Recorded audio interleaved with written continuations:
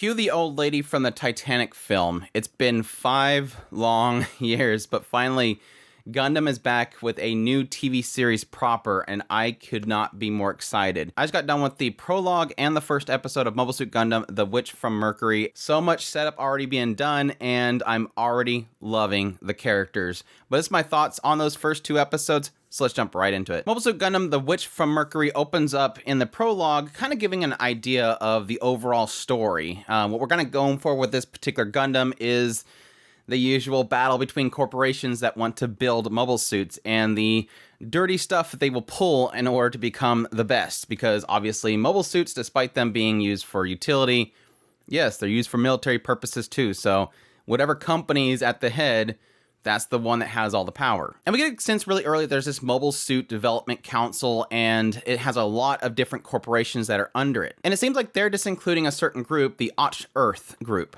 And it seems like the Och Earth group is developing a certain type of system which is known as the Gund format. And the Gundam format was initially created to assist with physical dysfunctions caused by space environment. But it seems like they've pretty much co-opted that into their system for the mobile suits itself. And it seems like this group, specifically the Vanadis Institute that is heading this, is getting a lot of flack because there's side effects to the system. It's causing physical damage to pilots due to the data storms that emerged from that co-opting. And I'm already getting a sense from the prologue this Och Earth group, or specifically the Vanadis Institute, which is headed by Dr. Cardo Nabo, is pretty much Earthlings. And most of the people of this council are Spatians, because they kind of look down upon them as Earthlings. But again, this council behind the scenes, all these different institutes are all working together to basically snub them out because they want control over the biggest manufacturer of these mobile suits. On the side of this Vanadis Institute, we see that they are currently trying to perfect this particular suit, this Gundam. And their main pilot is Elnora Samaya, who is currently trying to perfect this 33rd layer, but it doesn't seem like this mobile suit itself is making a proper connection. Again, it's using this Gund format, which is basically a linking system. And they really want this to work before this deadline, because that would be the point in which this council is going to basically cut all their funding and kick them out. It seems like they're not dumb on the idea that this council wants to snuff them out. And if they can't show any sign of making this work, that's going to happen. Following another failed attempt at this, we get a sense of all the people that work there. Again, we have Dr. Cardo Naba, who is the head of this facility. And it looks like Eleanor, at some point, her life was saved by Dr. Cardo. And again, a lot of emphasis on Cardo and the gun format that she's been trying to perfect. This thing that she believes will make lives better in space. And this is where things get the usual Gundam tragic, as Elnora, her daughter, is currently having her birthday. They're about to celebrate. And that's the point in which this council has decided to stop all Gundam production and to seize all of Ox Earth's research. But that's the public view. That's what they're telling the public. In actuality, they're sending all their troops to go to these facilities and wipe everybody out. And yes, that includes the Vanadis Institute. As they're coming in there, Elnora's daughter is actually in one of these mobile suits. She kind of sees it as being their daughter. Like this is her sister basically, and her mother's always checking in on this. She claims that it's always sleeping, this big Gundam, because they can't get it to activate fully. And she's trying to talk to this Gundam, and that's the point in which this attack's going on. So the mother comes in to get into the suit, finds her daughter in there, sweeps her up, and they go out to combat. And that's where things get crazy, because it seems like, despite the fact that Elnora has not been able to achieve this layer 33, immediately once this Gundam gets activated, Elnora's daughter is able to activate that 33rd layer, activating all these funnels and taking out all the mobile suits that are coming to attack the facility. But it seems like the other side does have their own tools. They actually have a system that they can put into play that will deactivate this gun format, thus disabling this power that this machine has. So this forces Elnora, as her husband is fighting back against the people, to escape. And that kind of wraps up the prologue. Again, giving you a real sense of all these corporations, the council itself,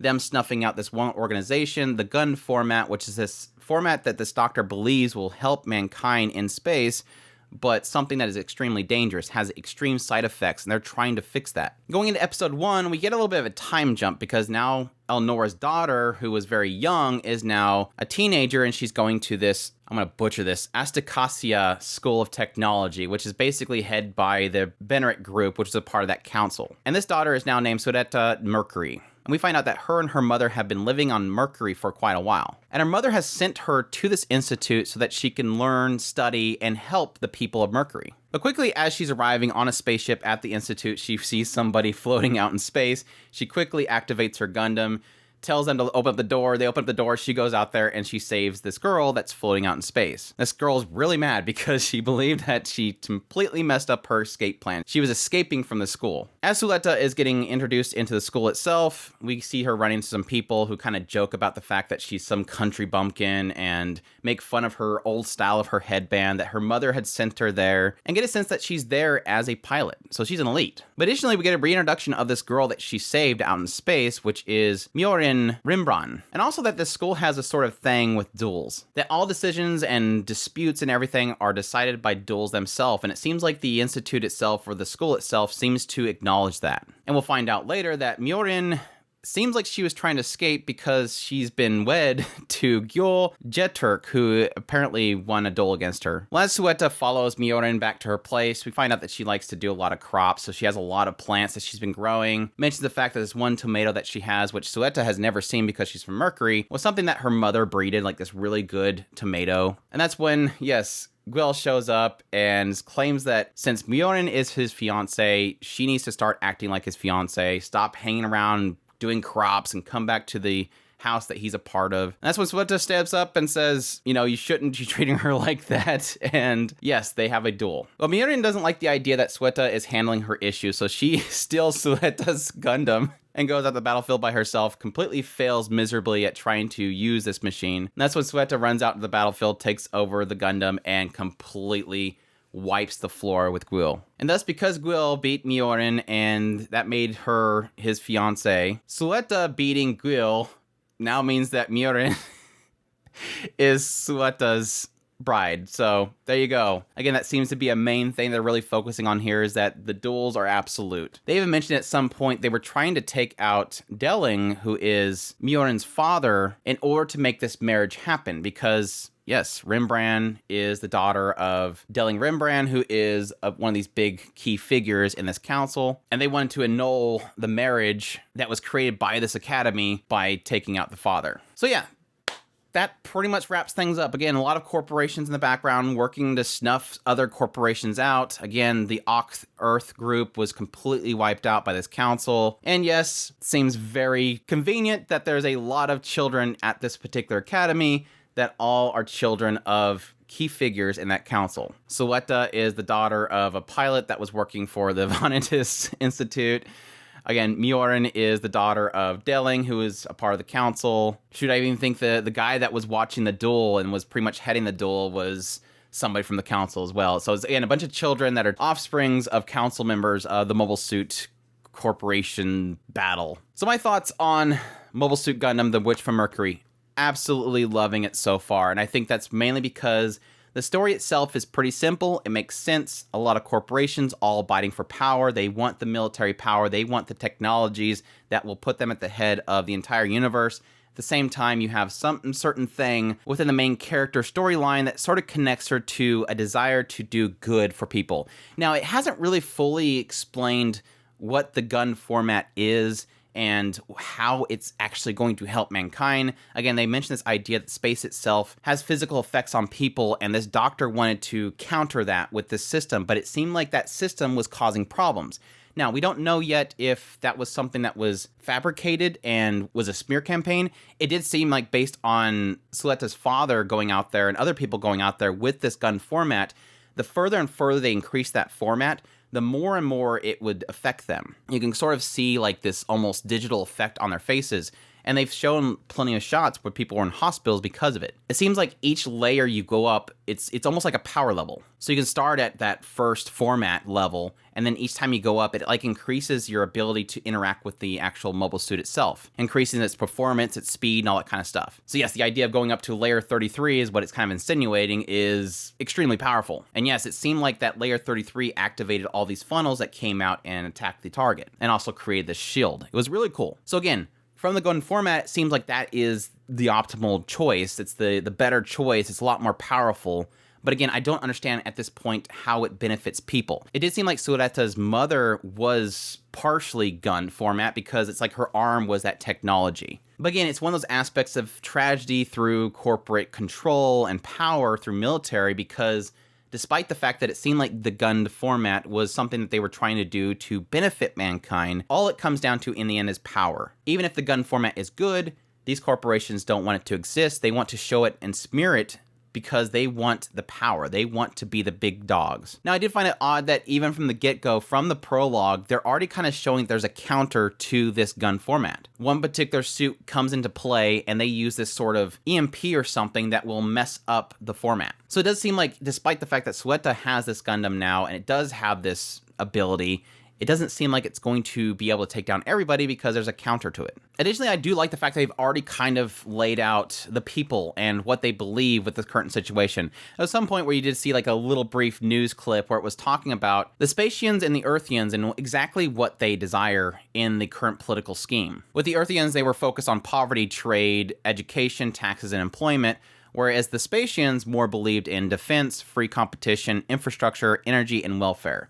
So yes, they do kind of coincide with each other in certain ways, but it sort of gives you that sense that each side has its shortcomings, I guess. With a lot of the Gundam stories, it's almost like an exodus from Earth itself, and so you often have the people of Earth are almost feeling left behind. So yes, it does make sense that a lot of issues are poverties and jobs and all that kind of stuff, whereas the people of space, they only really care about advancing things and basically power. Moving on with the characters themselves, I absolutely love Suletta.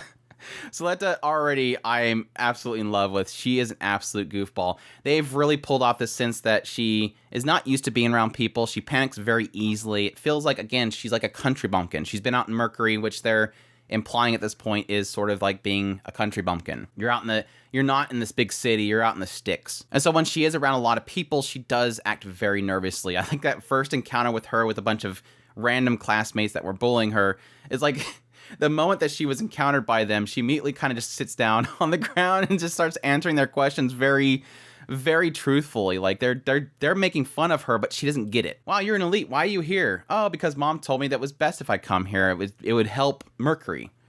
Well, did your mother tell you to wear that old-fashioned headband too? Yeah. Why?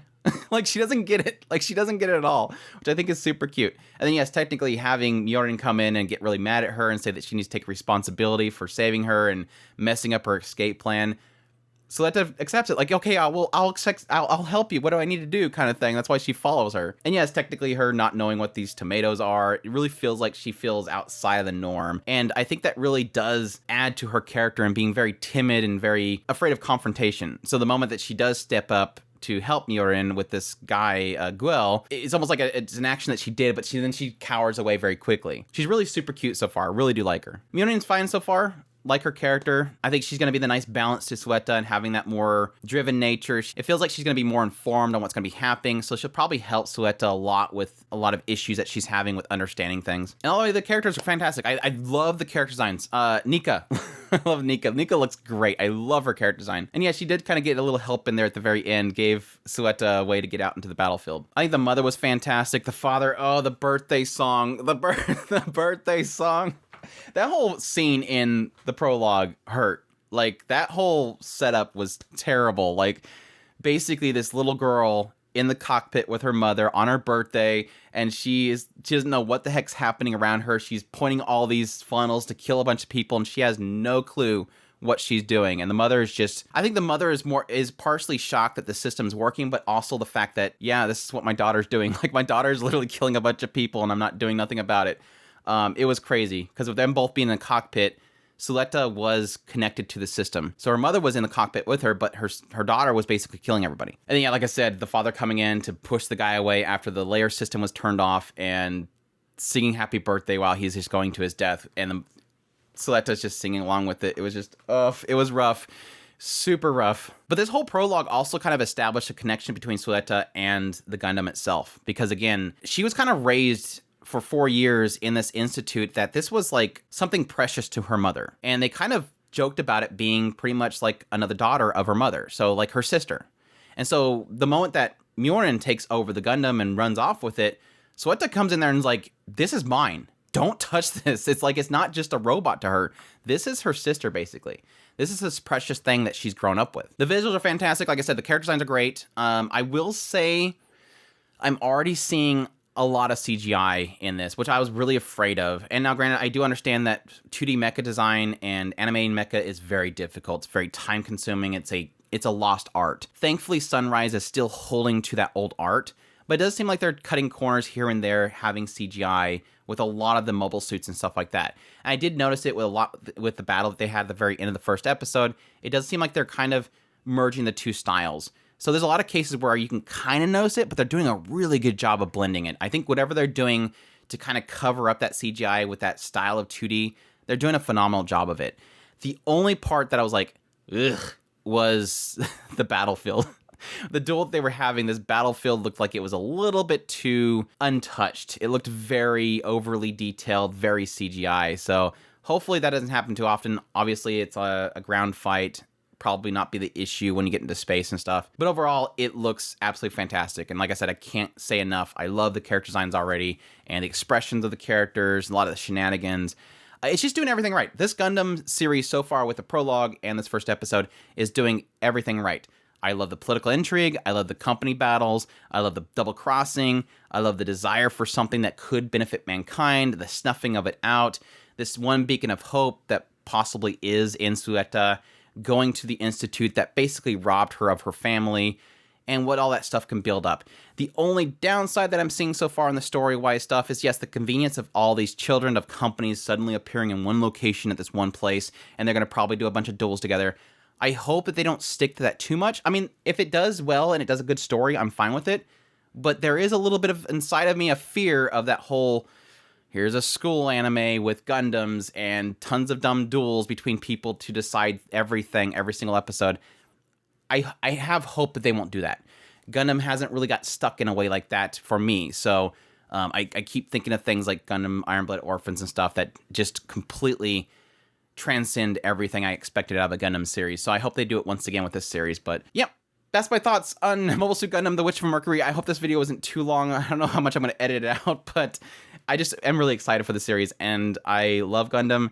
I desired so much more of it, and it's been so long. It's been 5 years since we've had a proper TV anime version. They've already announced that this is going to be a split core already. It's going to be running for 2 cores, but the second core will be in April.